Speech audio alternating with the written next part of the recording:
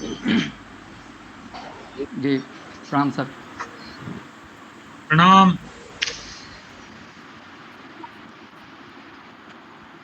प्रणाम सर। प्रणाम शर्मिला प्रणाम मैम सभी को प्रारंभ किया प्रणाम। जाए। प्रणाम आगे। शर्मिला मैम प्रारंभ किया जाए।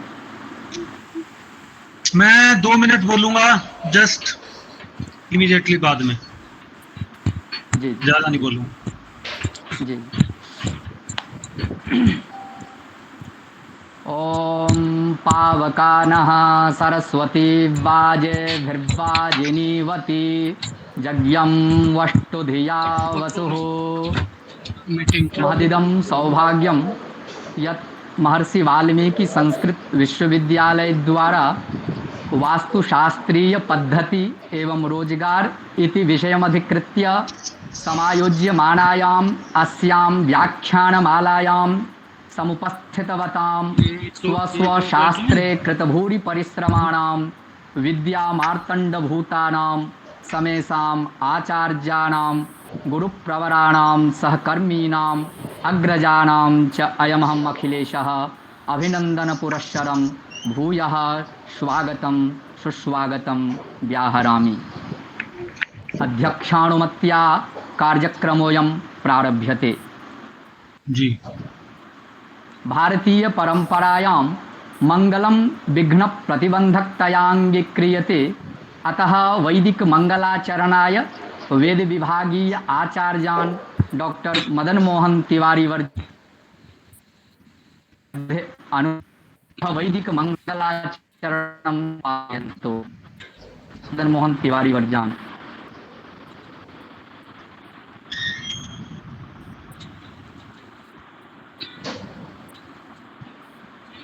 डॉक्टर मदन मोहन तिवारी वर्जान अनुरुन्धे यत् यह वैदिक मंगलाचरणं संपादयन्तु।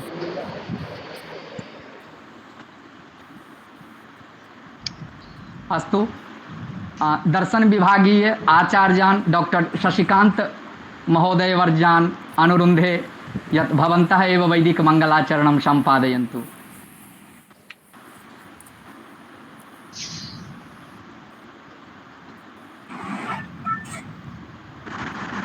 हेलो।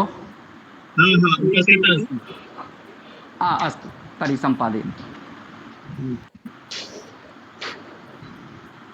सत्तुमिवतितौ न पुनन्तो यत्र धीरा मनसा वाचमत्था तत्र सखाय सख्यानि जानते भद्रैता लक्ष्मीर्निहिताधिवाची यां मेधां देवगणाः पितरश्चोपासते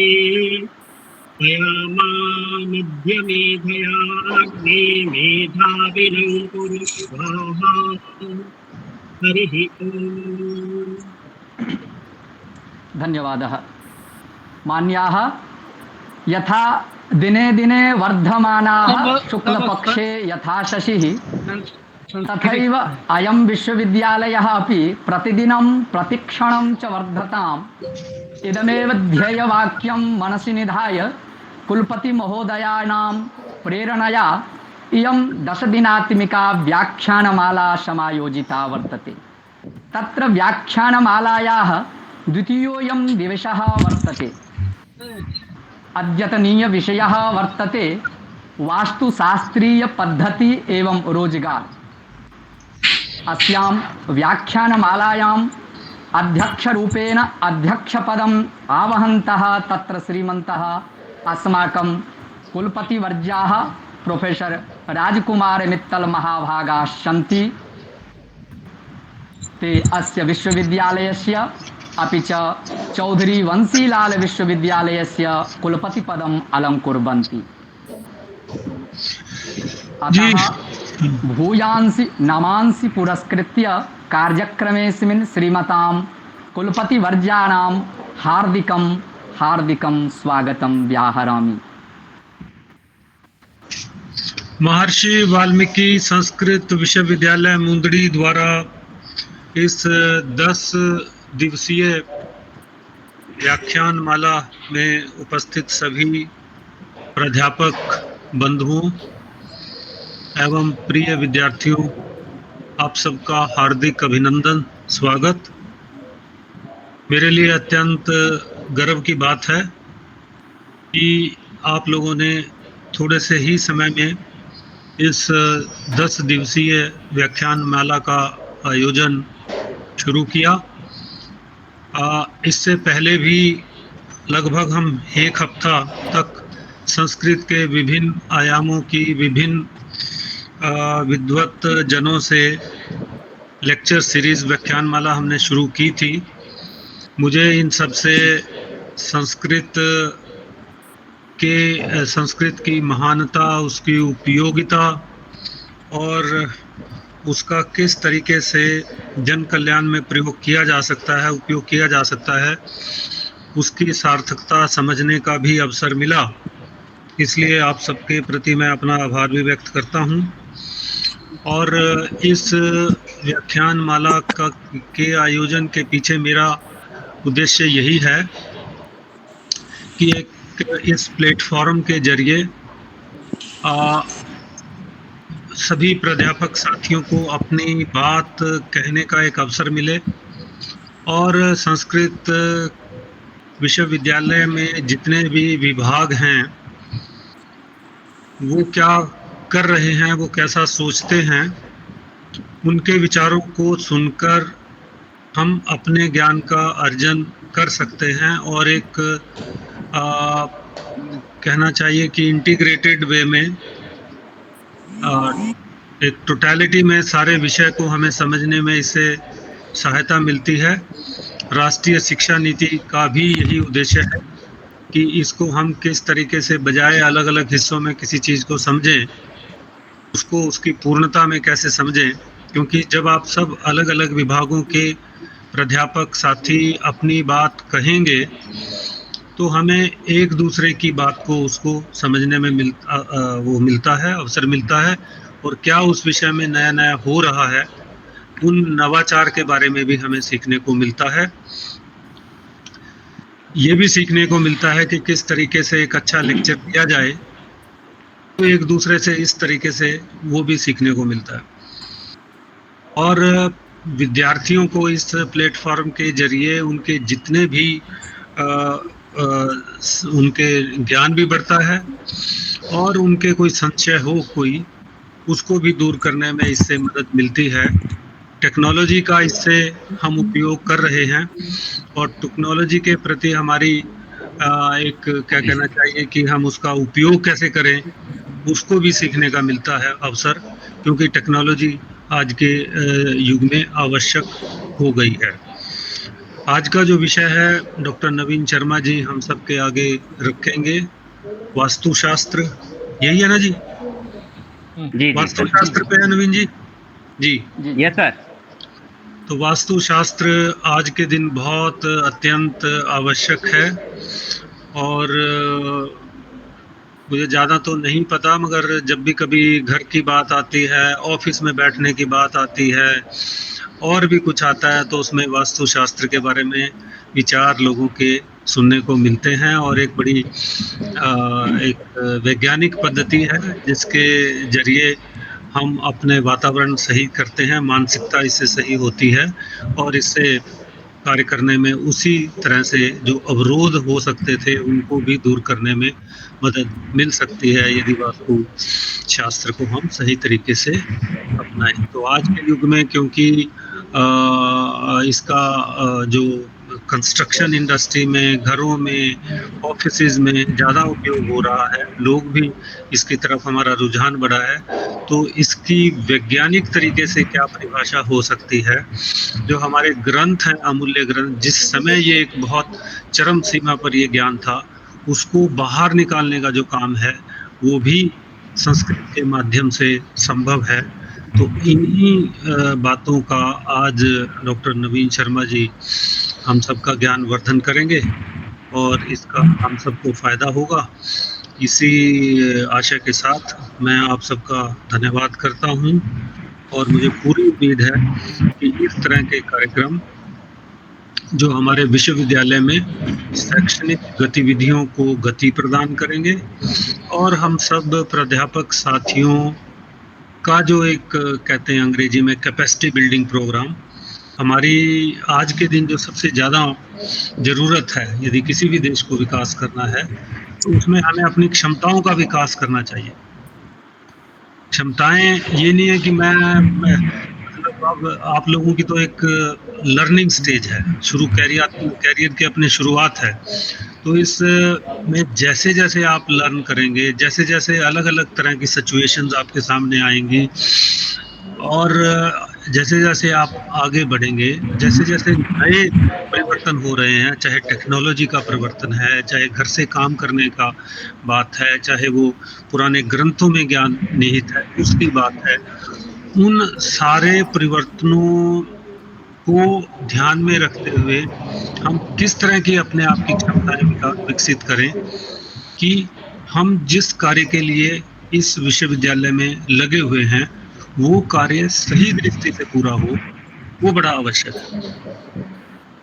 हम एक बार टीचिंग प्रोफेशन में आ जाते हैं और टीचिंग प्रोफेशन में आने के बाद ये सोचें कि हम बहुत विद्वान हैं और आगे कुछ नहीं है, एंड है यहाँ पर, वो ऐसा नहीं है।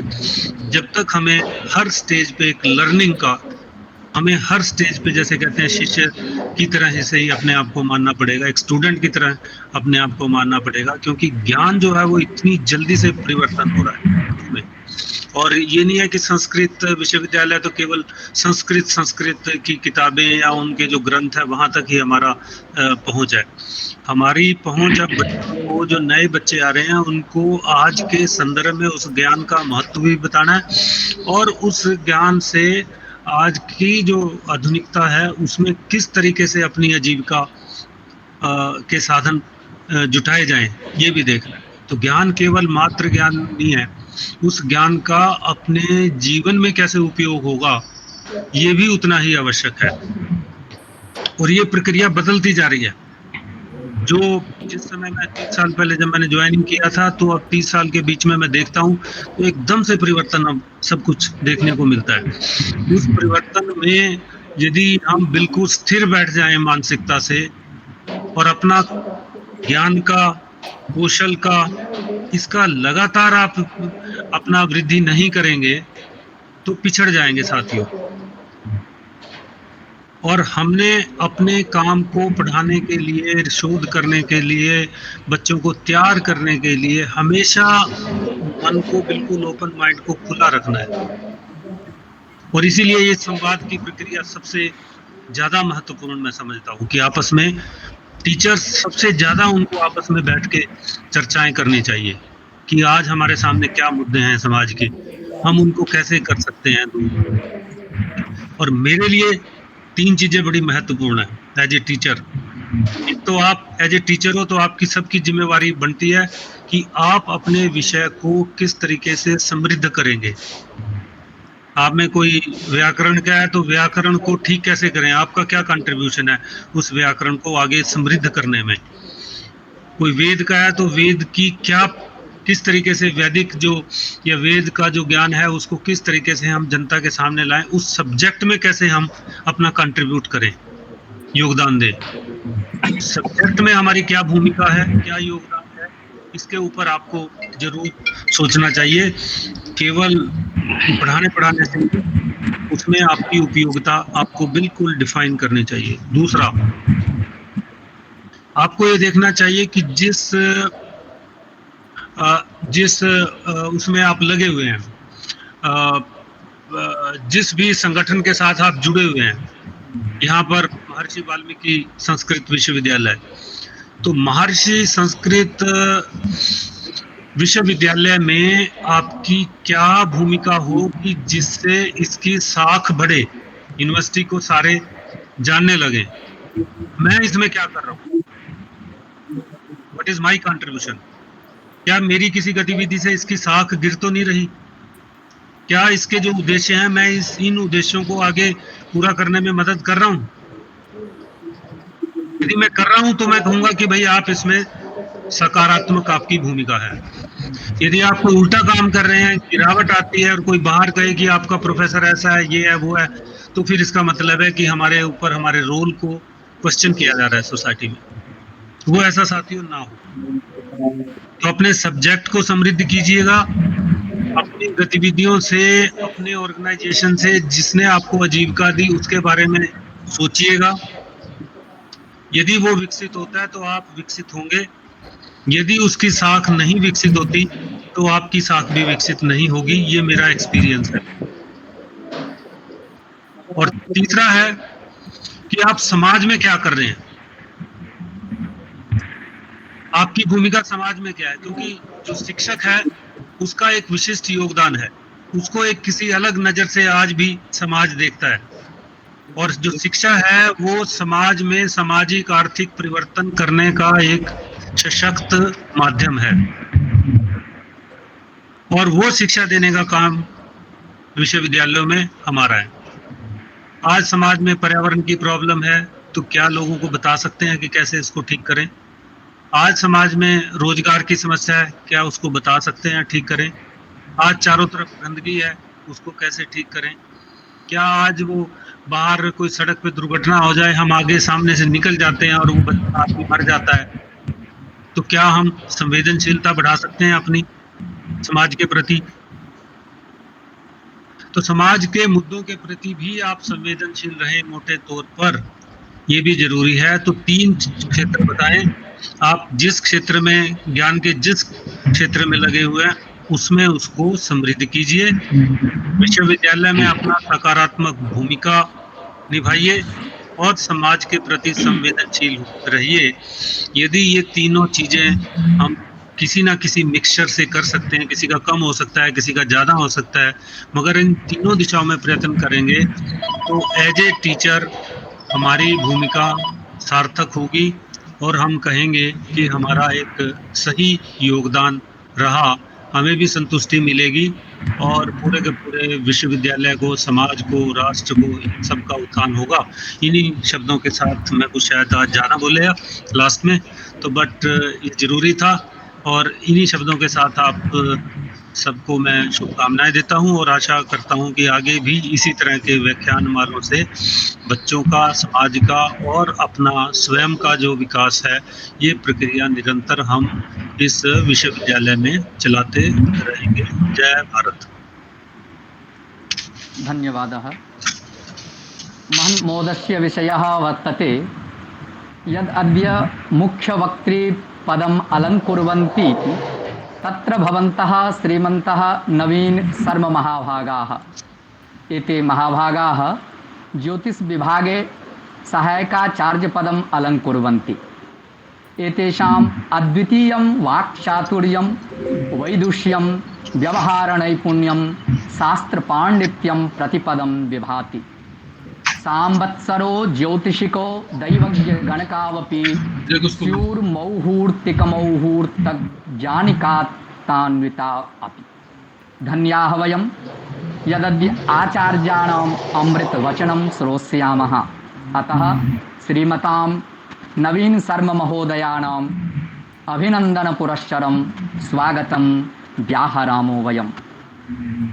अस्मिन्नेव कार्यक्रमे अस्याः व्याख्यानमालायाः याः संयोजिकाः सन्ति ताः व्याकरणविभागीयाः सहायिकाचार्याः, पाणिनीशास्त्रपारङ्गताः, भाष्यादिशास्त्रेषु निपुणाः, शेखरादिग्रन्थम् अधिगताः डॉक्टर शर्मिला महोदयाः सन्ति। एतासाम् इह स्वागतं सुस्वागतं व्याहरामि। अतः परं स्वागतभाषणाय अनुरुन्धेऽहं कार्यक्रमस्यास्य संयोजिकाः डॉक्टर शर्मिला महोदयाः यदत्र आगत्य स्वागतीकुर्वन्तु।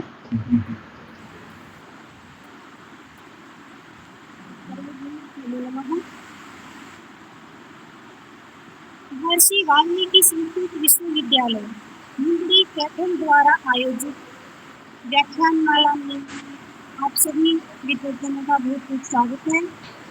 सबसे पहले महर्षि वाल्मीकि संस्कृत विश्वविद्यालय के कुलपति कार्यक्रम के अध्यक्ष आज डॉक्टर राजकुमार मित्तल जी, जिनके कुशल निर्देशन में यह कार्यक्रम सुचारू रूप से चल रहा है, इस कार्यक्रम में सहभागिता के लिए, जुड़ने के लिए मैं उनका बहुत बहुत कार्यक्रम में स्वागत करती हूँ। महर्षि वाल्मीकि संस्कृत विश्वविद्यालय के उप कुल सचिव एवं निवेदक प्रोफेसर जसवीर सिंह जी, सह आचार्य एवं विभागाध्यक्ष साहित्य विभाग के हमारे विभागाध्यक्ष हैं डॉक्टर जगत नारायण कौशिक जी, इनका भी मैं कार्यक्रम में पधारने पर बहुत बहुत अभिनंदन करती हूँ। व्याकरण विभाग के सह आचार्य डॉक्टर सुरेंद्र पाल जी, विश्वविद्यालय के अन्य आचार्यगण, विद्वज्जन, छात्र छात्राओं, सबका मैं इस व्याख्यानमाला कार्यक्रम में अभिनंदन करती हूँ, स्वागत करती हूँ। आज के मुख्य वक्ता हमारे ज्योतिष विभाग के सहायक आचार्य डॉक्टर नवीन शर्मा जी का मैं मुख्य वक्ता के रूप में अभिनंदन करती हूँ। जैसे कि हम सब जानते हैं कि इस जीव जगत में मनुष्य को सबसे सर्वश्रेष्ठ माना गया है, क्योंकि उसमें सोचने समझने की और बोध की शक्ति है, बोध का गुण है। जीवन में सुख समृद्धि और मन की शांति प्राप्त करना मानव का सबसे बड़ा उद्देश्य है। इसी कारण मनुष्य जीवन को अच्छी या बुरी तरह से प्रभावित करने वाले कारणों का भी बहुत महत्व है। इन कारणों में जो वास्तु विज्ञान है उसकी भूमिका स्वीकार करना जी, जिनका आज का विषय है वास्तु शास्त्रीय पद्धति एवं रोजगार, कि वास्तु शास्त्र एक विज्ञान है, उसको रोजगार से कैसे जोड़ा जाए।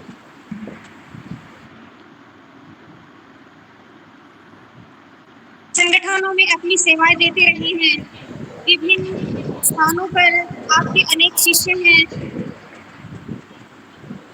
और हमारे इस अपने विश्वविद्यालय में भी आप लगातार बहुत समय से सेवाएं दे रहे हैं। आपका इस कार्यक्रम में बहुत बहुत स्वागत है। आपके व्याख्यान और आपका नाम ही आपका परिचय है, ज्यादा कहना अतिशयोक्ति होगा। आपके व्याख्यान से ही जो लोग जुड़े हैं वो आपको जानते भी हैं और वो भी कुछ कहना अतिशयोक्ति होगा। आपके व्याख्यान और आपका परिचय ही, आपका नाम ही आपका परिचय है। आपका बहुत बहुत अभिनंदन है, स्वागत। धन्यवादः। बहुत धन्यवाद। संदर्भेऽस्मिन् विशिष्य विषय प्रतिपादनार्थम् आमन्त्रयामि मुख्य वक्तृवर्यान् यत् भवन्तः स्वकीय वचोभिः अस्मान् पुनन्तु। डॉक्टर नवीन शर्मा महोदय वर्यान्। धन्यवादः अखिलेश महोदय। पश्यामि देवांस्तव देहे सर्वांस्तथा भूतविशेषसङ्घान् ब्रह्माणमीशं कमलासनस्थं ऋषीश्च सर्वानुरङ्गाश्च दिव्यान् अनेकबाहूदरवक्त्रनेत्रं पश्यामि त्वां सर्वतोऽनन्तरूपम् नान्तं न मध्यं न पुनस्तवादिं पश्यामि विश्वेश्वर विश्वरूप। महर्षि वाल्मीकि संस्कृत विश्वविद्यालय द्वारा आयोजितायाम् अस्यां व्याख्यानमालायाम् अध्यक्षरूपेण विराजमानाः अस्माकं प्रशासकाः कुलपतयः प्रोफेसर राजकुमार मित्तल वर्याः, कुलसचिवाः प्रोफेसर यशवीर सिंह वर्याः, अस्याः व्याख्यानमालायाः संयोजिका डॉक्टर शर्मिला, सहसंयोजकाः डॉक्टर विनय गोपाल त्रिपाठी, पुनश्च अद्य मंच संचालनं कुर्वन्तः सन्ति डॉक्टर अखिलेश वर्याः, विविध विभागानां सहायकाचार्याः, शास्त्रज्ञान पिपासुकाश्च श्रोतारः। अद्य तस्य विषयः वर्तते गृहनिर्माणे वास्तुशास्त्रीयपद्धति एवं तस्मिन् वास्तुशास्त्रे रोजगारस्य अवसरः। तु प्रप्रथमम् अस्माकं चत्वारः वेदाः वर्तन्ते, तत्र जो अपने विषय को हिंदी में रखने का प्रयास करूंगा ताकि हमारा जो इस व्याख्यान माला का उद्देश्य है वो परिपूर्ण हो। ऋग्वेद जो हमारा प्रथम वेद माना जाता है, उसमें एक वास्तु के जो अधिष्ठाता देवता है वास्तुस्पति, उनका वर्णन आता है, उनसे प्रार्थना की गई है। उस मंत्र को मैं आप सबके सम्मुख रखते हुए आगे वास्तु की भूमि प्रस्तुत करूंगा।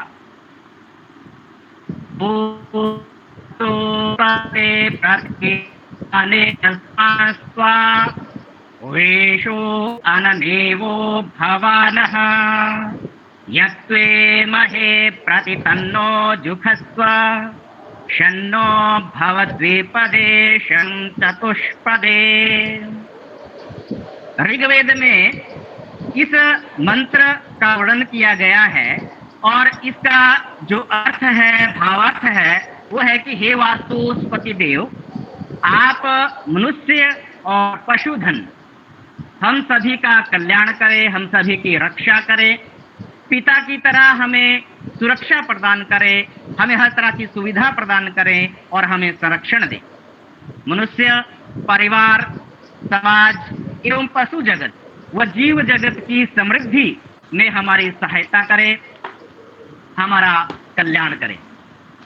वैदिक परंपरा, भारतीय ज्ञान परंपरा इतनी समृद्ध है कि जो प्राणी या पदार्थ उपकार की भावना के बिना सतत उपकार करता है वह देव कहलाता है। इसलिए हमारी भारतीय ज्ञान परंपरा में हम सूर्य को देव कहते हैं, चंद्रमा को देव कहते हैं, जल को देव कहते हैं, वायु को देव कहते हैं, अग्नि को देव कहते हैं, पृथ्वी को देव कहते हैं। इसी प्रकार जो हमारा भवन होता है, भूखंड होता है, हमारा मकान होता है, उसका जो अधिष्ठाता देवता होता है उसे वास्तुस्पति कहा जाता है।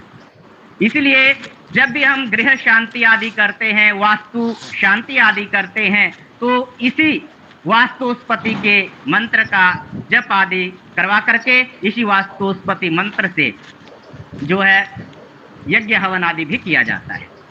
तो घर को बनाने के लिए, गृह के निर्माण के लिए वास्तु शास्त्र में ऐसी कौन कौन सी विधियां बताई गई हैं जिनसे कि हमारा वह जो भवन है वो पूर्ण रूप से सकारात्मकता की ऊर्जा प्रदान करते हुए वहां पर रहने वाले प्राणियों के लिए बहुत ही लाभकारी सिद्ध होता है। तो सबसे पहले तो वास्तु कहते किसे हैं, इस विषय को जान लेना बहुत आवश्यक है। वेदों में वास्तु योग्य भूमि, वास योग्य जो भूमि है, जिस भूमि पर हम अपने विविध प्रकार के कार्यों को संपादित करते हैं, उसे वास्तु कहा जाता है, जो वास करने योग्य है। हम सभी जानते हैं देवों के जो शिल्पकार हुए हैं वो विश्वकर्मा हुए हैं, जिनकी विश्वकर्मा जयंती अभी 16 तारीख को थी। तो विश्वकर्मा ने समस्त विश्व को वास्तु के रूप में प्रतिपादित किया है। और इसी प्रकार दैत्यों के जो शिल्पकार हुए हैं वो मयासुर हुए हैं। तो जिस शास्त्र में मनुष्य के आवास एवं कार्य करने हेतु भूमि के चयन करने से लेकर के, क्योंकि हमें एक मकान बनाना है, तो हमें सबसे पहले भूमि की महती आवश्यकता होती है। तो भूखंड का चयन सबसे पहले किया जाता है। तो भूमि के चयन करने से लेकर के गृह के निर्माण तक, घर के निर्माण तक, उस गृह में प्रवेश तक के संपूर्ण विधि विधान व निषेधों का प्रतिपादन जिस शास्त्र में किया जाता है उस शास्त्र को वास्तुशास्त्र कहा जाता है। वास्तुशास्त्र ज्योतिष के संहिता भाग के अंतर्गत आता है। वैदिक काल में वास्तु का जो स्वरूप था, तो वास्तु के अनुसार ही यज्ञालाएं पर्णशालाएं, कुटी, कुंड, मंडप निर्माण, वेदी निर्माण, गौशाला आदि का निर्माण किया जाता था। वास्तु का विकसित स्वरूप पुराणों एवं रामायण व महाभारत में भी हमें देखने को मिलता है। गृह जो है वो प्राणी मात्र की आधारभूत आवश्यकता है। हम सब जानते हैं कि घर की हमें कितनी आवश्यकता है। हम पैदा होते हैं, पढ़ते लिखते हैं, उसके बाद बच्चों के साथ साथ ही घर निर्माण हमारे लिए बहुत ही बड़ी आवश्यकता हो जाती है। और एक जो भी व्यक्ति घर का निर्माण करता है, एक अच्छे भवन का निर्माण करता है, उस घर में उसकी कई कई पीढ़ियां रहती हैं। तो वो जो वास्तु के अनुसार हम भवन बनाने जा रहे होते हैं, उस वास्तु भवन में हर तरह से सकारात्मकता का समावेश हो, तो इसके लिए वास्तुशास्त्र के अनुसार भवन बनाना हमारे लिए बहुत आवश्यक हो जाता है। और वास्तु के अनुसार यदि हम भवन बनाते हैं तो हमें सुख, शांति एवं समृद्धि मिलती है, क्योंकि प्राकृतिक शक्तियों का उपयोग करने से तन, मन और जीवन हमारा संतुलित हो जाता है। वास्तु के अंतर्गत वास्तु का दूसरा नाम शिल्प कला भी है, क्योंकि दक्षिण भारत से यह शिल्प शास्त्र के रूप में भी प्रसिद्धि को प्राप्त किया, क्योंकि दक्षिण भारत में मूर्ति कला और चित्रकला का सबसे ज्यादा हम देखते हैं कि वहाँ वर्णन सबसे ज्यादा वहाँ प्रचार है। तो इसलिए दक्षिण भारत में यह वास्तुशास्त्र शिल्प शास्त्र के रूप में भी प्रसिद्धि को प्राप्त किया।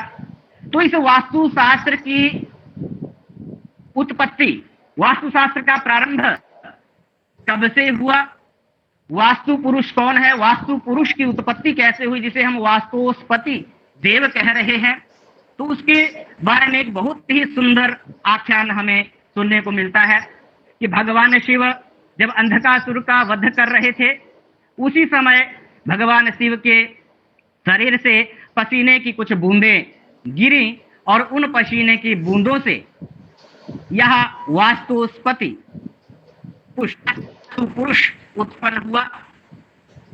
और क्योंकि अगर ये भगवान शिव के पसीने से उत्पन्न हुआ तो इसे भगवान शिव का अंश पुरुष भी कहा जाता है। हमारे आचार्य वराह मिहिराचार्य ने एक बृहद संहिता नाम का बहुत ही सुंदर ज्योतिष का ग्रंथ लिखा है, जो संहिता का ग्रंथ है। उसमें बहुत ही सुंदर तरीके से वास्तु पुरुष की उत्पत्ति के विषय में कहा गया है कि किमपि किल भूतम अभवत रुन्धानं रोदसी शरीरेण तदमर्गणेन सहसा विनिगृह्य अधोमुखं नयस्तम् यत्र च येन गृहीतं विबुधेन अधिष्ठितः स तत्रैव तदमर्मयं विधाता वास्तुनरं कल्पयामास। यह जो घटना है, यह घटना सतयुग के आरंभ की है। सतयुग के आरंभ में अपने शरीर से पृथ्वी को और आकाश को व्याप्त करने वाला, जैसा कि मैंने पहले भी कहा कि शंकर की पसीने की बूंदों से यह वास्तु पुरुष उत्पन्न हुआ, और जैसे यह उत्पन्न हुआ तो यह अपने शरीर को इतना बढ़ाने लगा कि यह संपूर्ण भूमंडल को, पृथ्वी को और आकाश को व्याप्त करने लगा। इसका शरीर विराट पुरुष की भांति बढ़ने लगा। जैसा कि मैंने पहले मंगलाचरण में भी कहा, अर्जुन को जैसे विराट स्वरूप के दर्शन हुए थे, उसी प्रकार से यह वास्तु पुरुष भी बढ़ने लगा, संपूर्ण विश्व को व्याप्त करने लग गया। तो ऐसे हम सभी जानते हैं कि देव लोक में हाहाकार मच गया। तो देवलोक में हाहाकार मचने के बाद उनको ब्रह्मा जी के द्वारा विधि बताई गई कि यदि आप सभी देवी देवता इस विराट पुरुष को, जो कि दैत्य के रूप में ही देखने को मिल रहा था, उस पुरुष को यदि सभी देवी देवता पकड़ करके सर के बल गाड़ देंगे, अधोमुख कर देंगे, तो इस पुरुष की, इस विराट पुरुष की वृद्धि रुक जाएगी। इस प्रकार से सभी देवी देवताओं ने उस वास्तु पुरुष को पकड़ा और मुख के बल अधोमुख उसको कर दिया। तो यहीं से शुरुआत होती है कि जिस जिस देवता ने उस विराट पुरुष को जहां जहां से पकड़ा हुआ था, जिस अंग से पकड़ा हुआ था, उस स्थान पर उस देवता की स्थिति भी मानी जाने लगी। वास्तु पुरुष परेशान हुआ कि अब हम क्या करें, हमें तो यहीं पे गाड़ दिया इन्होंने। तो फिर उनके लिए ब्रह्मा जी के द्वारा व्यवस्था की गई कि जब कभी भी आवास योग्य जो भूमि होगी, वास्तु का जो भूखंड होगा, उसका आधिपत्य तुम्हें दिया जाएगा और उस भूखंड के अंतर्गत जो भी यज्ञ आदि क्रियाएं की जाएंगी, वास्तु शांति आदि की जाएगी, वो सारी आपको प्राप्त होगी। इस प्रकार से यहाँ वास्तु का जो उद्भव है, मैंने आपको जैसे पहले भी मंत्र आपके सामने प्रस्तुत किया कि वास्तु का उद्भव ऋग्वेद काल में ही हुआ। भगवान विश्वकर्मा के अनंत स्थापत्य को समेटे हुए वराह मिहिराचार्य के माध्यम से होते हुए यह ज्ञान जन जन तक पहुंचा। ऋग्वेद से प्रारंभ होकर के यह वास्तु विद्या उपनिषदों, स्मृतियों, आरण्यकों और पुराणों की यात्रा करती हुई वेदांग ज्योतिष के मुख्य मार्ग से संहिता ज्योतिष में विस्तार प्राप्त करके ज्योतिष का प्रमुख भाग हो गई। कालांतर में इस शास्त्र की स्वतंत्र सत्ता भी हो गई और हम आज जानते हैं, आज हमारे भारत देश के विविध विश्वविद्यालयों में वास्तु शास्त्र के अलग अलग विभाग भी प्रारंभ हो चुके हैं। यह वास्तु विद्या 64 कलाओं में से एक कला मानी जाती है।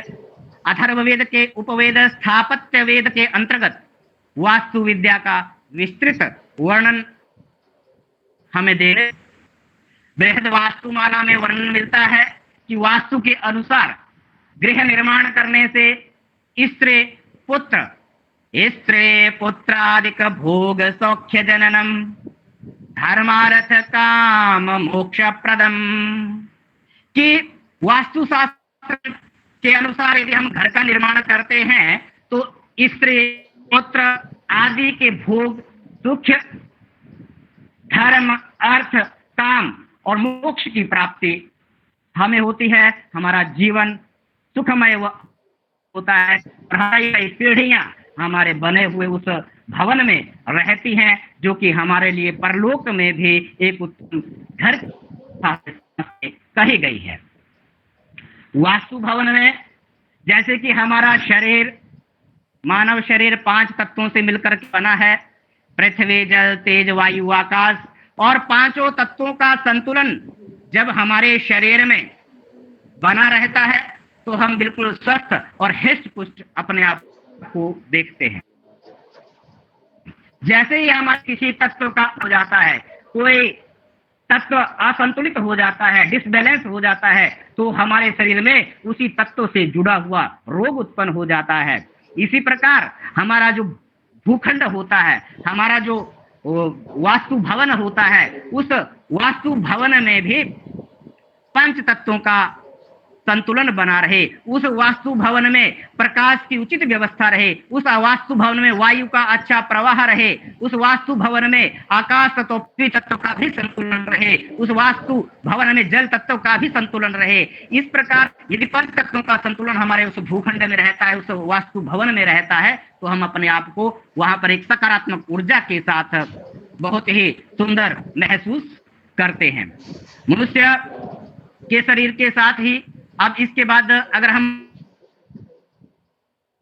बात करें वह क्या करते हैं, तो मकान बनाने के लिए हमें भूमि का चयन करने के लिए किन किन विषयों पर विशेष ध्यान देना होता है, तो उसके लिए भी हमारे वास्तु ग्रंथों में बहुत ही सुंदर तरीके से कहा गया है कि भूमि होनी चाहिए। मकान बनाने के लिए भूमि का चयन हमें कैसे करना चाहिए, तो सुंदर तरीके से श्लोकों के माध्यम से दिया गया है कि सस्तौषधे द्रुमलता मधुरा सुगंधा स्निग्ध समान शुशिराच महे नराणाम अप्यध्वनि श्रम विनोदमुपागतानाम दत्ते श्रेयं किम देशो, कि कैसी भूमि हो वास्तु के अनुसार भवन बनाने के लिए। तो उसने कहा कि औषधियों से युक्त, जिस भूमि पर अलग अलग प्रकार की औषधियां हो, पलाश, पीपल आदि याज्ञिक वृक्षों से युक्त जो भूमि हो, तथा जिस भूमि पर अलग अलग प्रकार की हरी भरी लताएं हों, और जो भूमि सुगंधित हो, मधुर हो, निर्मल हो, मृत और आदि मृतिका से युक्त, क्योंकि मिट्टी के स्वाद आदि से संबंधित और सुगंध आदि से संबंधित भी यहाँ पर बहुत सुंदर वर्णन किया गया है, जिसका मैं आगे भी वर्णन करूंगा।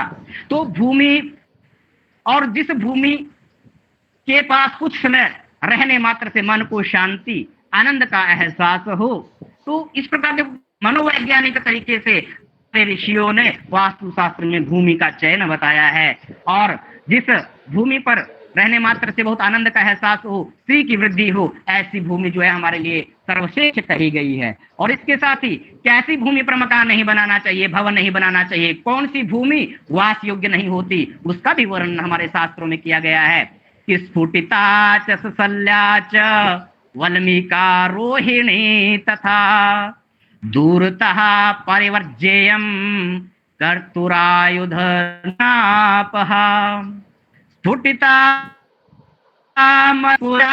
दूषरा धननाशिनी अशल्या कलेशदा नित्यम विषमा शत्रुवर्धिनी। कि जो भूमि फटी हुई हो, जिस भूमि में हड्डियां हमें देखने को मिल जाएं, हड्डियां जिस भूमि में निकल जाएं, जिस भूमि में दीमक हो, जो भूमि बल्मीक से युक्त हो, और जो भूमि उबड़ खाबड़ हो, वह भूमि वास योग्य नहीं होते। क्योंकि फटी हुई भूमि पर मकान बनाने से मरण होता है, दीमक से युक्त भूमि पर मकान बनाने से धन का नाश होता है। शल्य भूमि, अगर शल्य निकल जाता है, हड्डी बाल कोयला अगर जमीन के अंदर निकल जाता है, उस भूमि पर यदि वास किया जाता है तो क्लेश होता है। और उबड़ खाबड़ भूमि पर यदि हम मकान बनाने का प्रयास करते हैं तो शत्रुओं की वृद्धि होती है। इसके साथ ही बहुत ही सुंदर तरीके से कि जो मकान हम बनाने जा रहे हैं, जो हम भवन बनाने जा रहे हैं अपने आवास के लिए, उस भूमि का, उस भूखंड का जो आकार है वो या तो आयताकार होना चाहिए, या वर्गाकार होना चाहिए, या फिर उस भूमि पर वो जो भूमि है हमारी, या गोमुखी वाली भूमि होनी चाहिए, गो के मुख के समान भूमि होनी चाहिए। तो आयताकार, वर्गाकार और गोमुखी भूमि सर्वश्रेष्ठ भूमि कही गई है। और उस भूमि का ढलान भी किस तरफ को होना चाहिए, बहुत ही सुंदर तरीके से कहा गया है। तो भूमि के ढलान के लिए कहा गया है कि सर्वश्रेष्ठ जो स्थान है कि भूमि का ढलान, यानी कि जब भी वृष्टि होती है तो जो जल का प्रवाह है वो ईशान कोण की तरफ को होना चाहिए। अगर ईशान कोण की तरफ नहीं हो तो पूर्व की तरफ को, पूर्व की तरफ ना हो तो उत्तर तरफ होना। ईस्ट और हमारे नॉर्थ ईस्ट के बीच का जो पॉइंट है, जिसको हम, जिस कोण को ईशान कोण कहते हैं, इस तरफ को उस भूखंड का ढलान होना चाहिए, पानी का प्रवाह उस तरफ होना चाहिए। इसलिए कहा गया है कि यदि पूर्व की तरफ को उस भूखंड का ढलान होता है, पानी वहां से निकलने के लिए रखते हैं अगर हम, तो धन प्राप्ति के लिए बहुत लाभकारी होता है। यदि उत्तर की तरफ को उस भूखंड में जल का ढलान रखा जाता है तो धनागम होता है, और यदि ईशान की तरफ को उस भूखंड का ढलान रखा जाता है तो विद्या का लाभ होता है। इसी प्रकार से हमारी इस भूमि को हमारे ऋषियों ने अलग अलग प्रकार के विभाजित किया है, सुगंध के हिसाब से विभाजित किया है, स्वाद के हिसाब से विभाजित किया है कि ब्राह्मण, क्षत्रिय, वैश्य और शूद्र, ये 4 प्रकार की भूमि होती है। तो ब्राह्मणी भूमि कैसी होती है, देखने मात्र से ही अगर हमें मिट्टी का रंग दिखाई दे जाए कि मिट्टी का रंग सफेद रंग है, तो हम कह सकते हैं कि यह भूमि जो है ब्राह्मणी भूमि है, जो ब्राह्मणों के लिए सर्वश्रेष्ठ कही गई है, और यह सर्व प्रकार का सुख प्रदान करने वाली होती है। यदि लाल रंग की मिट्टी उस भूमि पर होती है तो उस मिट्टी के रंग से ही हम उसका अनुमान लगा लेंगे कि यह क्षत्रिय भूमि है, और इसमें क्षत्रियों के आवास के लिए यह बहुत ही लाभकारी है, जो कि राज्य को प्रदान करने वाली होती है। यदि उस मिट्टी का रंग पीला या हरा हो तो यह वैश्य भूमि कही गई है, और वैश्य भूमि वैश्यों के लिए, व्यापारियों के लिए सर्वश्रेष्ठ कही गई है, जो धन धान्य के लिए बहुत ही लाभकारी होती है। और जो काले रंग की मिट्टी अगर हमारी भूमि में हो तो यह शूद्रों के लिए सर्वश्रेष्ठ कही गई है। और इसमें यह वैसे जो शूद्रा भूमि है, काले रंग की मिट्टी जो होती है, यह सबसे निंदित मानी गई है। और इसी प्रकार से अगर हम बात करें आगे कि भूखंड का भी हमने चयन कर लिया, अन्य भी अनेक प्रकार की विधियां हैं भूखंड का चयन करने के लिए। तो इसके बाद जब हमने भूखंड का चयन कर लिया तो उस भूखंड को शुद्ध करने का विधान हमारे ऋषियों ने कहा बताया है, जो कि बहुत ही सुंदर तरीके से कहा है कि उस भूखंड का शुद्धिकरण हमें कैसे करना चाहिए। तो कहा है कि उस भूखंड का शुद्धिकरण करने के लिए प्रथम वहां पर गंगा जल के छींटे देने चाहिए, या गोमूत्र से उस भूमि को छींटा देना चाहिए, उसको पवित्र करना चाहिए, वहां पर सम्मार्जन करना चाहिए, उस भूमि के ऊपर की मिट्टी को वहां से हटा देना चाहिए और नई शुद्ध मिट्टी वहां पर डालने का हमें प्रयास करना चाहिए। और उस भूमि से हड्डी पत्थर आदि कुछ निकले तो उनको निकाल देना चाहिए। तो इस प्रकार से पूरी भूमि को हमें फिर जल से सींचना चाहिए। तो बहुत ही शुद्ध यहाँ पर हमारे वास्तु के अनुसार भूमि चयन और उसके बाद भूमि का शुद्धिकरण किया जाता है। और इसके बाद अगर हम आ जाते हैं, हमारी भूमि तैयार हो गई तो सबसे पहले हमें मकान बनाने के लिए, भवन बनाने के लिए एक नक्शे का निर्माण करना होता है। योजनाबद्ध तरीके से, वास्तुशास्त्रीय विधि से, वास्तुशास्त्रीय पद्धति से यदि हमारा वह मकान बनता है, उसमें पहले ही योजना बना लेते हैं और पहले से ही हमारा नक्शा बना रहता है, तो भवन बनाने में बहुत ही सुविधा रहती है। और वास्तु के अनुसार जैसे जैसे मैंने कहा कि वास्तु पुरुष को अलग अलग देवी देवता ने जहां जहां से पकड़ा था और उसको अधोमुख कर दिया, और जिस जिस देवता ने उस वास्तु पुरुष को जहां जहां से पकड़ा था वहीं वहीं उस देवता का स्थान हो गया। उसी प्रकार हमारे पूरे भूखंड में अलग अलग दिशाओं में अलग अलग देवी देवताओं का स्थान कहा गया है। यहाँ पर मैं बात करूं तो सबसे पहले हमें अपने भवन के लिए, जैसे हमारा भूखंड तैयार हो जाता है, मुख्य द्वार के विषय में सोचना चाहिए कि हमारा मुख्य द्वार किस दिशा में हो। तो उसके लिए ब्राह्मणों के लिए पूर्व दिशा में सबसे सर्वश्रेष्ठ द्वार कहा गया है, मुख्य द्वार जो होता है भवन का। क्षत्रियों के लिए उत्तर दिशा सर्वश्रेष्ठ कही गई है मुख्य द्वार के लिए, और मुख्य द्वार के लिए वैश्यों के लिए दक्षिण दिशा सर्वश्रेष्ठ कही गई है, और शूद्रों के लिए मुख्य द्वार के लिए पश्चिम दिशा सर्वश्रेष्ठ कही गई है। तो जब भी हम भूखंड बनाते हैं, भूखंड का चयन करते हैं, ना नक्शा बनाने लगते हैं, उसके बाद तो उस भूखंड में खुला स्थान रखने का भी महात्म्य होता है कि ब्रह्म स्थान जिसे हम कहते हैं, उस भूखंड के बीच में मध्य स्थान जो है वो खाली रखना चाहिए, ताकि आकाश तत्व पूर्ण रूप से हमारे उस भवन के नीचे पृथ्वी तत्व के साथ संयोग करे। इस प्रकार ब्रह्म स्थान जो हमारा खुला होना चाहिए, साफ होना चाहिए, हवादार होना चाहिए। और उत्तर पूर्व और ईशान की तरफ जहाँ पे हमने जल का ढलान भी बताया, मन का जल का ढलान सब अच्छा होता है, तो वहां पर हम बोरिंग कर सकते हैं। नॉर्थ ईस्ट, ईशान, ये जो हमारी डायरेक्शंस हैं, इस तरफ बोरिंग करना, भूमिगत टंकी का निर्माण करना पानी के लिए, और पूजा घर, क्योंकि ईशान कोण जो है, ईशान कोण जो है बृहस्पति का स्थान होता है। देवगुरु बृहस्पति का स्थान होने के कारण यहाँ पर ईश्वर का स्थान हम मानते हैं, और पूरे भवन में हमारा यह स्थान सर्वश्रेष्ठ स्थान होता है, सबसे पॉजिटिव स्थान होता है। और इस स्थान पर हम ईश्वर का अपना पूजा घर बनाए, और इसी के साथ सटा हुआ हम नियर बाई बोरिंग आदि कर सकते हैं, जल की टंकी आदि लगा सकते हैं।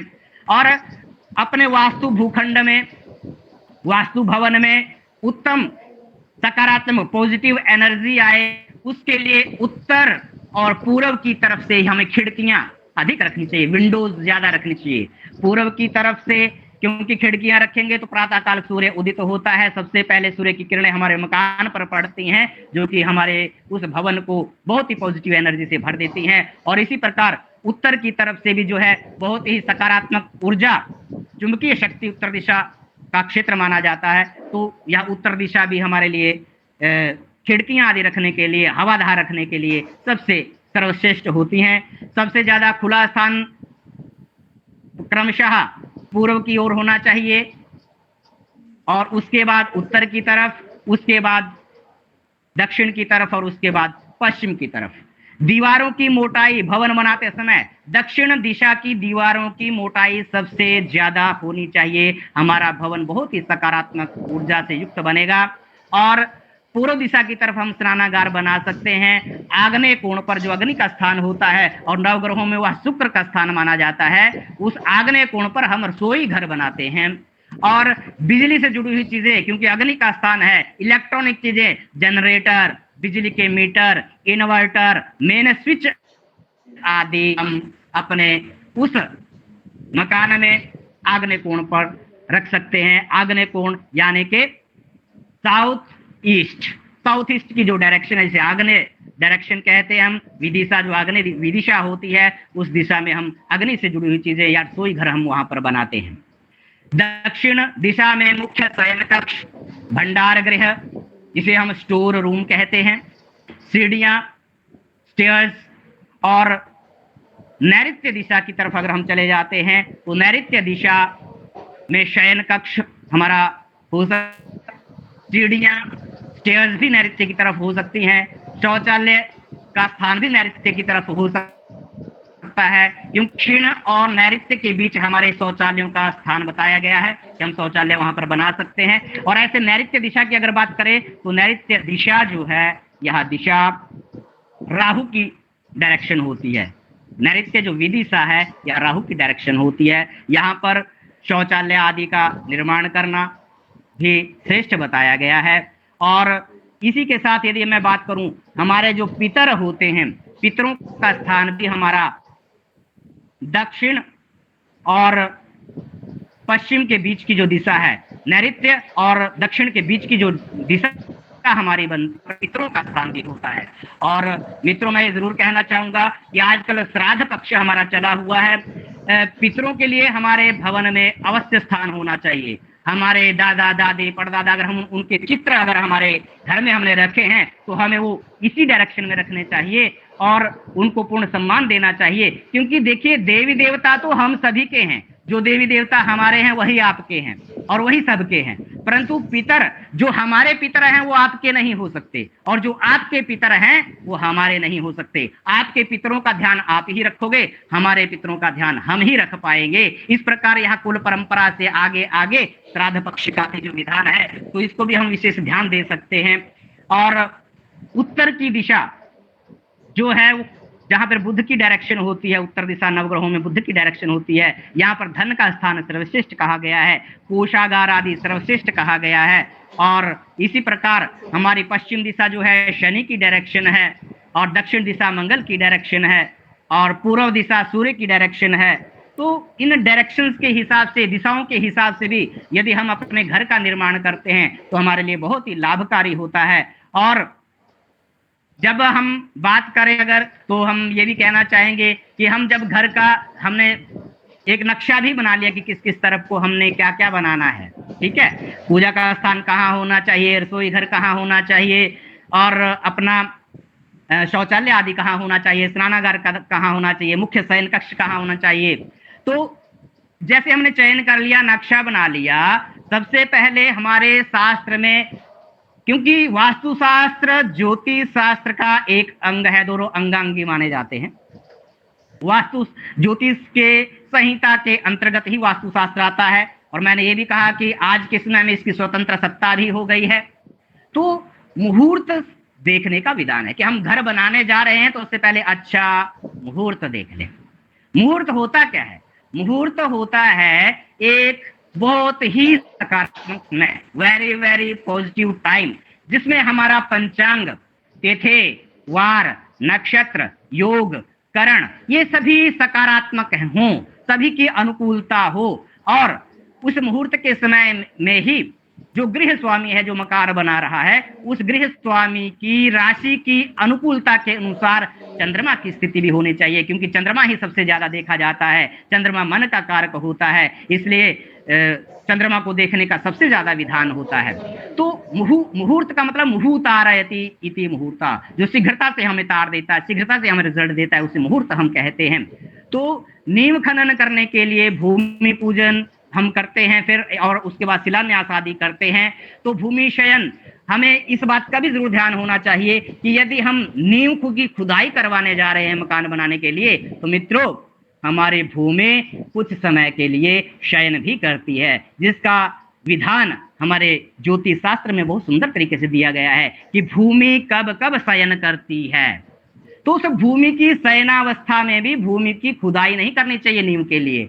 और इसके साथ ही कुछ समय ऐसा भी होता है जिसका विधान हमारे ज्योतिष शास्त्र में दिया है कि एक समय होता है कि भूमि जो है मासिक धर्म में होती है, रजस्वला होती है, उस समय में भी हमें भूमि का खनन नहीं करना चाहिए, चाहे वो गड्ढा खोदने के लिए हो, चाहे नींव की खुदाई करने के लिए हो। तो गृहारंभ के जो मास हैं उनका वर्णन बताया है कि गृहारंभ के मास कौन कौन से होने चाहिए। तो उसमें मार्गशीर्ष मास, फाल्गुन मास, वैशाख, माघ, श्रावण एवं कार्तिक मास गृहारंभ के लिए बहुत ही अच्छे कहे गए हैं। पुत्र एवं स्वास्थ्य लाभ बहुत ही सुंदर तरीके से हमें देखने को मिलता है यदि हम इन महीनों में घर की शुरुआत करते हैं, नया घर बनाने के लिए शुरुआत करते हैं।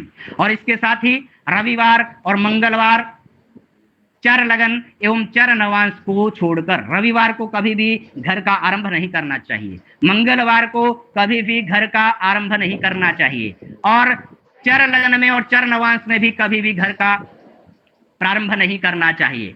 तो इसके साथ ही शल्य आदि का भी विधान है कि अगर हम नींव की खुदाई कर रहे हैं, वहां से नींव की खुदाई किसमें हमें कुछ हड्डियां नजर आ रही हैं, कोयला नजर आ रहा है, कोई जली हुई लकड़ी हमें नजर आ रही है, दीमक भूसा आदि नजर आ रहा है, तो हमें उसको निकाल करके, जैसा कि मैंने पहले भी कहा, उसको निकाल करके शल्य करना चाहिए। जैसे हमारे शरीर की शल्य क्रिया होती है, ऑपरेशन होता है, हमारे शरीर में कोई विकार उत्पन्न हो जाता है तो वहां से उस चीज को निकालने के लिए ऑपरेशन कर दिया जाता है और शल्य किया जाता है। वैसे नींव की खुदाई के समय में भी अगर ऐसा चीजें निकलती हैं तो वहां पर भी हमें शल्य करना चाहिए, और उसके बाद फिर नींव की खुदाई के बाद हमें शिलान्यास विधि विधान से करना चाहिए। और शिलान्यास था करने के लिए पहला जो स्तंभ है, पहला जो पिल्लर होता है, वो आग्नेय कोण में दक्षिण पूर्व दिशा में हमें शिलान्यास करना चाहिए। पहला स्तंभ भी दक्षिण पूर्व दिशा की तरफ से ही उठाना चाहिए, और वहां पर हम 5 ईंटें रखते हैं जो कि 5 तत्वों की कारक होती हैं, पृथ्वी जल तेज वायु आकाश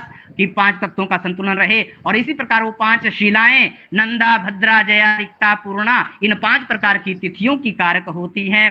गंगा जल गोमूत्र का उपयोग किया जाता है नींवों में भी शुद्धिकरण के लिए। सांपों का जुड़ा जाता है, तो वहां पर हम सांपों को भी जो हमारे सर्प के अधिष्ठाता देव हैं वासुकी आदि, उनकी के घर में इस तरह का भी हमें किसी प्रकार का अनिष्ट ना देखना पड़े, सांपों के माध्यम से कौड़ियां, सुपारी, जनेऊ, हल्दी इत्यादि का जो है हम वहां पर यह सब कुछ विधि विधान से करते हैं। और जैसे हमारा घर बन करके तैयार हो जाता है तो गृह प्रवेश एवं वास्तु शांति का विधान हमारे भारतीय ज्ञान परंपरा में वास्तु शास्त्र के अंतर्गत किया गया है, जो बहुत ही वैज्ञानिक है, जो मनुष्य को मनोवैज्ञानिक दृष्टि से भी बहुत ही सुदृढ़ और मजबूत बना देता है।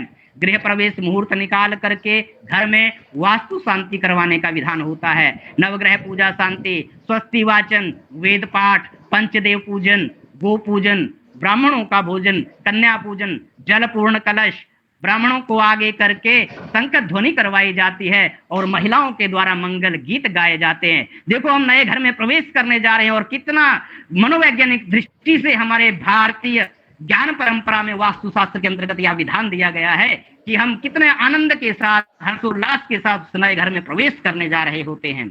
और इस प्रकार से जब हम घर में प्रवेश कर लेते हैं तो गृह की वाटिका आदि लगाने का भी विधान हमारे शास्त्र में कहा गया है कि कौन कौन से वृक्ष हमें कौन कौन सी डायरेक्शन में लगाने चाहिए। कुछ वृक्ष ऐसे होते हैं जो वृक्ष सभी दिशाओं में शुभ फल प्रदान करते हैं, जैसे अशोक का पेड़ है, हम ईस्ट, वेस्ट, नॉर्थ, साउथ चारों दिशाओं में लगा सकते हैं।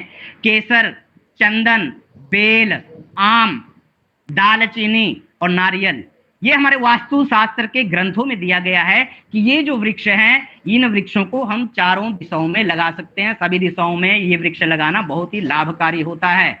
और जब भी हम भवन बनाते हैं, मकान बनाते हैं, हमें लकड़ी का भी उपयोग करना होता है, दरवाजे बनाने होते हैं, उसकी चौखटें बनवानी होती हैं, तो कौन सी लकड़ी निषिद्ध मानी गई है बहुत ही सुंदर तरीके से वास्तुशास्त्र में कहा गया है। वहां पर कुछ लकड़ियां ऐसी भी बताई गई हैं जो कि हम ये मानते हैं कि जी भूत प्रेतों से जुड़ी हुई लकड़ियां होती हैं, इन पेड़ों से जुड़ा हुआ भूत प्रेत से जुड़ा हुआ कुछ, जबकि हम भूत प्रेत को भी साइड को रखें, वहां पर ये भी होता है कि वो लकड़ी बहुत लंबे समय तक नहीं चलती, बहुत जल्दी उसमें कीड़ा आदि लग जाते हैं। तो भवन की जो काष्ठ लकड़ी बनाने का जो विधान बताया है वो काष्ठ आदि, तो उसमें गूलर का पेड़ की लकड़ी हमें यूज नहीं करनी चाहिए, नीम के वृक्ष की, आम के वृक्ष की, बहेड़े के वृक्ष की लकड़ी, सबसे जल्दी बहेड़े की लकड़ी जो है उसमें कीड़ा लग जाता है, बरगद की लकड़ी, पीपल की लकड़ी, कपित्थ की लकड़ी, सहजन की लकड़ी, ताड़ की लकड़ी, इमली की लकड़ी, अगस्त और जले हुए वृक्ष की लकड़ी, शमशान घाट में अगर कोई पेड़ उत्पन्न हुआ है, कोई वृक्ष उत्पन्न हुआ है, शमशान घाट के वृक्ष की लकड़ी भी हमें कभी यूज नहीं करनी चाहिए, और कांटों वाले वृक्षों की लकड़ी भी हमें कभी उपयोग में नहीं लानी चाहिए। इसके बाद बहुत ही सुंदर तरीके से कि कौन कौन सी, हम अगर गृह में एक वाटिका लगाते हैं, उसे हमने जो वास्तु के अनुसार अपना भवन बना लिया, तो वाटिका में वृक्ष लगाने के लिए कौन कौन सी डायरेक्शंस हमारे लिए सबसे अच्छी कही गई हैं, कौन कौन सी दिशा में कौन कौन से पेड़ लगाने चाहिए, तो उसके लिए कहा है कि ईशाने रोपये धात्रे नैऋत्ये चिंचिणे ध्रुमान आग्नेयां दाडिमं चैव वायव्ये बिल्ववृक्षकम् पलाक्षोत्तरे पूर्ववटं प्रशस्तं यदुम्बरं दक्षिण भाग के अश्वत्थं वृक्षं दिशि वारुणस्यां मध्ये तथा आम्रान विविध प्रकारान, कि पूर्व की तरफ, पूर्व दिशा की तरफ वट वृक्ष लगाना चाहिए, पश्चिम दिशा की तरफ अश्वत्थ वृक्ष लगाना चाहिए, उत्तर दिशा की तरफ पलक्ष यानी पाकड़ का वृक्ष लगाना चाहिए, दक्षिण दिशा में कमर वृक्ष लगाना चाहिए, ईशान की तरफ आंवले का वृक्ष लगाना बहुत लाभकारी है, आग्नेय दिशा में अनार का वृक्ष लगाना लाभकारी है, नैऋत्य दिशा में इमली का वृक्ष लगाना श्रेष्ठ कहा गया है, और वायव्य दिशा में बिल्लू का वृक्ष सर्वश्रेष्ठ कहा गया है। तो यहाँ पर यह गृह वाटिका का वर्णन किया गया है। और एक विषय और आपके सामने मैं रखना चाहूंगा, बहुत महत्वपूर्ण विषय है कि गृह वाटिका में जब वृक्ष लगाए जाते हैं तो ये जो वृक्ष कहे गए हैं कि किस किस डायरेक्शन में लगाइए, या तो हमारे यह वाटिका ही अलग हो, घर से दूर हो, या घर के अगर चारों तरफ हम लगाएं तो हमारे पास फार्म हाउस की तरह बहुत लंबा चौड़ा अगर विस्तृत क्षेत्र अगर हमारा है कि हम जमीन है आगे भी पीछे भी दाएं भी बाएं भी, तब एक घर से एक निश्चित दूरी पर इन वृक्षों को लगाएं, क्योंकि घर के नजदीक बड़े बड़े वृक्षों को लगाना भी घर उन वृक्षों की जड़ें धीरे धीरे बड़ी होती जाती हैं और धीरे धीरे वही जड़ें मकान में दरारें भी पैदा कर देती हैं। इसलिए इन वृक्षों को अगर हमारे पास फार्म हाउस की तरह बहुत लंबा चौड़ा स्थान है भवन बनाने के लिए, तब हम भवन के चारों ओर इस तरह के वृक्षों का एक निश्चित दूरी पर लगा सकते हैं। अन्यथा हम एक वाटिका भी अलग से तैयार कर सकते हैं। तो इस प्रकार से बहुत ही सुंदर तरीके से हमारे भारतीय ज्ञान परंपरा में वास्तु शास्त्र के अंतर्गत जब हमें किसी काष्ठ की जरूरत पड़ती है, लकड़ी की जरूरत पड़ती है दरवाजे के लिए, काष्ठ के लिए, कितना सुंदर कहा गया है। हम वनस्पति को भी यहाँ पर देव मानते हैं और किसी भी पेड़ को काटने से पहले एक दिन पहले उस पेड़ की पूजा करते हैं, उस पेड़ को उससे प्रार्थना करते हैं कि हमें आपकी लकड़ी चाहिए। और इसी प्रकार औषधियां आदि भी हम जब उपयोग में लाते हैं तब भी यही विधान है औषधि को ग्रहण करने का। तो वास्तुशास्त्र में बहुत ही सुंदर तरीके से पहले जिस दिन वृक्ष काटना पड़ जाए हमें आवश्यकता के लिए, तो पहले उस वृक्ष का पूजन आदि किया जाता है, उससे प्रार्थना की जाती है, उस वृक्ष को निमंत्रण दिया जाता है कि अगले दिन हम आपको अपने विशेष लाभ के लिए, धर्मार्थ का मोक्ष की प्राप्ति के लिए आपको काटने जा रहे हैं, आपकी लकड़ी का उपयोग करेंगे, तो कल हम आपको काटेंगे। इस प्रकार से एक सजीव चित्रण यहाँ पर देखने को मिलता है हमारे भारतीय वास्तुशास्त्र में, जो बहुत ही सुंदर और लाभकारी है। और इसके साथ ही यदि सकारात्मकता से युक्त, अभी मैं कुछ विशेष बातें कहना चाहूंगा जो कि रोजगार से जुड़ा हुआ है कि यह जो वास्तु शास्त्र है, जिस वास्तु के बारे में मैंने आप सभी के समक्ष विस्तृत रूप में वर्णन करने का प्रयास किया, वास्तुशास्त्र में हमारे छात्रों के लिए, विद्यार्थियों के लिए, या जो कोई भी वास्तुशास्त्र पढ़ता है या अलग से करने का वास्तुशास्त्र कोर्स करने का प्रयास करता है, उनके लिए रोजगार के क्या अवसर हैं।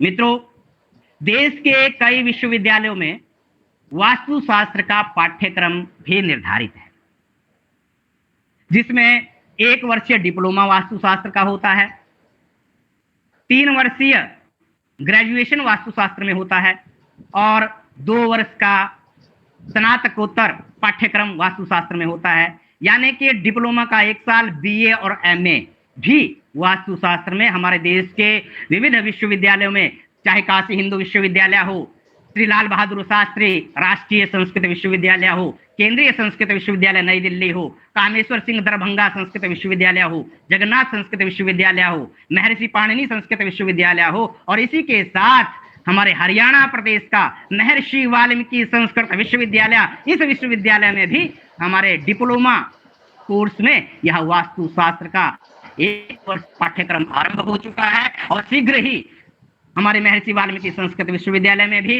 ग्रेजुएशन और मास्टर डिग्री के कोर्सेज भी स्टार्ट हो जाएंगे, क्योंकि हमारा यह विश्वविद्यालय अभी नया है। धीरे धीरे हम यहाँ पर अपने पाठ्यक्रमों को बढ़ाने का प्रयास कर रहे हैं और इन विविध विश्वविद्यालयों के साथ हमारे विश्वविद्यालय में भी, महर्षि वाल्मीकि संस्कृत विश्वविद्यालय में भी यह वास्तु पाठ्यक्रम प्रारंभ हो चुका है। और इस वास्तु पाठ्यक्रम में अध्ययन करने के बाद हमारे छात्र जो भी पढ़ रहे हैं, वो विविध विश्वविद्यालयों के वास्तु विभागों में प्रोफेसर के पद पर आसीन होते हैं, क्योंकि वास्तुशास्त्र में कैरियर के अनेक अवसर हैं, बहुत अवसर हैं। और इसके साथ अगर हम अध्यापन को साइड में रख दें, हम अगर सर्वकारीय क्षेत्र में भी इसमें अगर आगे नहीं बढ़ पाते तो हमारे स्वरोजगार के बहुत अवसर हैं। मित्रों, एक विषय आप सबके सामने रखना चाहूंगा, वास्तु के अनुसार आज के समय में हर व्यक्ति अपना घर बनाना चाहता है, और यदि हमें सरकारी नौकरी भी नहीं मिलती है तो वास्तु के अनुसार हम किसी के घर का नक्शा बनाते हैं, या जो मॉडर्न आर्किटेक्चर होते हैं वो वास्तु का कम प्रयोग करते हैं या ना के बराबर प्रयोग करते हैं। मॉडर्न आर्किटेक्चर जमीन को कैसे ज्यादा से ज्यादा यूटिलाइज किया जाए, कैसे उसका ज्यादा से ज्यादा उपयोग किया जाए, उस पर ध्यान देते हैं, परंतु वो आर्किटेक्चर भी एक वास्तु शास्त्री को अपने साथ रखने का प्रयास करते हैं, ताकि वो भी वास्तु के अनुसार लोगों को उस तरह के नक्शे बना सके। तो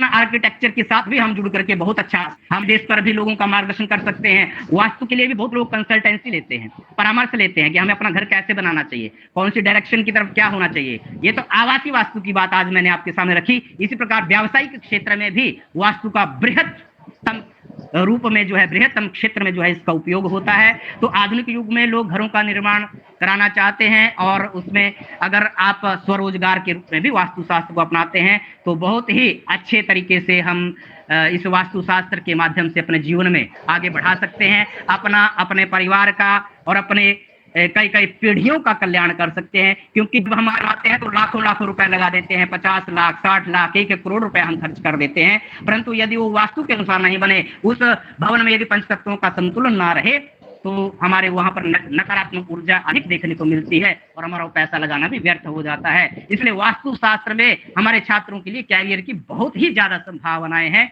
और मैं सबसे ये कहना चाहूंगा कि जिनका भी वास्तु में इंटरेस्ट हो वो हमारे महर्षि वाल्मीकि संस्कृत विश्वविद्यालय में भी वास्तुशास्त्र डिप्लोमा में एडमिशन सकते हैं। और वास्तु जो है ये ज्योतिष के अंतर्गत है, ज्योतिष शास्त्र का विभाग भी यहाँ पर है, तो ज्योतिष शास्त्र प्रवेश ले सकते हैं, अपने बच्चों को प्रवेश दिला सकते हैं, क्योंकि ज्योतिष आचार्य के अंतर्गत भी वास्तुशास्त्र सहज ही पढ़ लिया जाता है। और इस प्रकार से अलग अलग प्रकार के कोर्सेज हमारे इस विश्वविद्यालय में वेदाचार्य है, व्याकरणाचार्य है, साहित्याचार्य है, धर्मशास्त्राचार्य है, तो हम सब कुछ कर सकते हैं। तो हमारा समय भी आज का संपूर्ण हो चुका है। इसी के साथ ही मैं अपनी वाणी को विराम देते हुए हम वास्तुशास्त्र की उपयोगिता को अवश्य समझेंगे और इसके अनुसार अपने घर मकान बनाने का प्रयास करेंगे, इसको कैरियर के रूप में अपनाना अपनाने के लिए पूरा प्रयास करेंगे। इसी के साथ मैं अपने वाणी को विराम देता हूँ।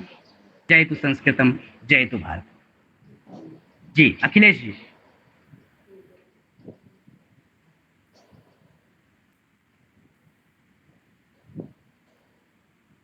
डॉक्टर शर्मिला जी।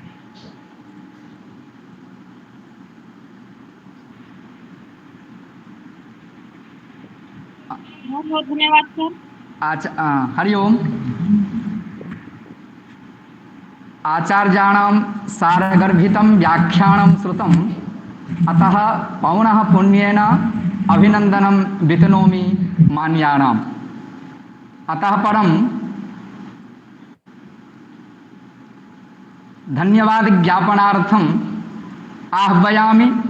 तत्र विश्वविद्यालयस्य साहित्यविभागीय सहाचार्यान् डॉक्टर जगन्नारायण कौशिकवर्यान् यत् भवन्तः मुख्यवक्तॄणां समागतानाम् अतिथीनां च धन्यवादज्ञापनं कुर्वन्तु। धन्यवाद अखिलेश जी, डॉक्टर अखिलेश जी। अभी हमारे सामने डॉक्टर नवीन शर्मा जी ने वास्तुशास्त्र के सभी बिंदुओं को छूते हुए जो बहुत अच्छा अपना सुझाव, प्रस्ताव और विश्वविद्यालय के हित के लिए जो आपने विचार रखे वो बहुत ही सम्माननीय है और वो पालन करने योग्य है कि हमारे यहाँ विश्वविद्यालय में ऐसे ऐसे छात्र आए जो विनय जी से ज्ञान प्राप्त करके और तो हमारे विश्वविद्यालय की भी ख्याति हो और हमारा विश्वविद्यालय भी दिन रात उन्नति करते हुए अपने पथ पर आगे बढ़े। तो जो नवीन जी ने अपने विचार रखे वो बहुत ही सराहनीय है, विश्वविद्यालय के हित में है। मैं उनका तहे दिल से बहुत बहुत धन्यवाद करता हूँ, उनको साधुवाद देता हूँ। धन्यवाद नवीन शर्मा जी। छात्र उत्साह वर्धन व्याख्यान माला में आप सभी का स्वागत है। इस व्याख्यान माला का आयोजन संस्कृत भाषा के प्रचार प्रसार के लिए किया जा रहा है और अध्यक्ष रूप में हमारे सामने विराजमान महर्षि वाल्मीकि संस्कृत विश्वविद्यालय के माननीय कुलपति जी ने जो अपने विचार रखे, उन्होंने विश्वविद्यालय को अग्रणी या संस्कृत को बढ़ावा देने के लिए जो हमारा हौसला बढ़ाई की या जिनकी छत्र छाया में हमारा विश्वविद्यालय संस्कृत में अग्रणी की ओर बढ़ रहा है या आगे बढ़ रहा है और उनका स्नेह हमारे को रात दिन मिल रहा है और उनकी छत्र छाया हमारे पर सदा ही बनी रहे, ऐसी हम भगवान से प्रार्थना करते हैं। मैं उनका बहुत बहुत धन्यवाद करता हूं कि वो विश्वविद्यालय के हित के लिए इतना कुछ सोचते हैं, जिससे हमारे विश्वविद्यालय के लिए एक पॉजिटिविटी एनर्जी बनती है और जिससे विश्वविद्यालय का हित होता है। दूसरा, मैं हमारे विश्वविद्यालय के माननीय कुल सचिव जी का बहुत बहुत धन्यवाद करता हूं, क्योंकि उनकी छत्र छाया में उनके प्रयास से हमारा विश्वविद्यालय दिन रात तरक्की कर रहा है। जो विश्वविद्यालय के हित में दिन रात सोचते रहते हैं और मैं इस जो हमारी कार्यशाला है इसका आयोजन करने के लिए जो हमारे संयोजक डॉक्टर विनय त्रिपाठी जी का और डॉक्टर शर्मिला शर्मा जी का भी धन्यवाद करता हूं कि वो इतनी सजगता के साथ, इतनी शालीनता के साथ अपने विचारों को रख रहे हैं और बड़ी इस प्रोग्राम को कराने में सराहनीय प्रयास कर रहे हैं। और अखिलेश जी ने भी जो मन संचालन किया और अपने विचार रखे वो भी सराहनीय है। अंत में मैं सभी दर्शकों का, अतिथि गणों का और अपने आचार्य गिरिराज जी का भी बहुत बहुत धन्यवाद देता हूँ, उनको साधुवाद देता हूँ। जयतु भारतम, जयतु संस्कृतम। ओम शांति शांति शांति। धन्यवादः। अन्ते पुनः एकवारं समेषां समुपस्थितवतां विदुषां, शिक्षकाणां, प्रतिभागिनां विश्वविद्यालयपक्षतः प्रणतिं समर्प्य धन्यवादं ज्ञापयामि व्याहरामि च। अत्र परम्परया सर्वान् संसूचयान् यत् समवेतरूपेण शान्तिपाठः स्वस्वस्थाने कुर्वन्तु। ओम सर्वे भवन्तु सुखिनः, सर्वे सन्तु निरामयाः, सर्वे भद्राणि पश्यन्तु, मा कश्चित् दुःखभाग् भवेत्। ओम शान्ति शान्ति शान्तिः। अध्यक्षानुमत्याः कार्यक्रमोऽयं विरम्यते। जयतु संस्कृतं, जयतु भारतम्।